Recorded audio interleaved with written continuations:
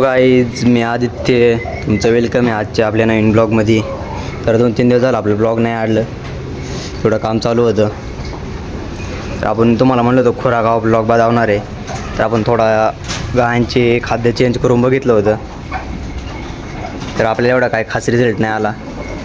गुळ आपण गायला 1 किलो बारडा 1 किलो टाकायचा होता मकाचा, आणि बारली तर हाय तीच तेवढीच होती, फक्त गुळी बारडा वाढवला होता, गुळी कमी करून थोडं. आणि आपलं दूध एका टायमाला 10 लिटर कमी पडलं 3 दिवसात एवढ्या. आणि 3 दिवस आपण ब्लॉग बी नाही टाकला, त्यामुळे सांगता नाही आलं. पण आज कालपासून मग गुळी टाकली, सकाळी दूध वाढले आपलं परत 5 लिटर लगेच.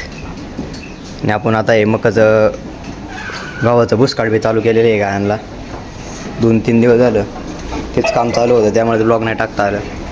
आणायचं हे ते तर चाललं आहे गायांचं खात्यात ओकेमध्ये एकदम.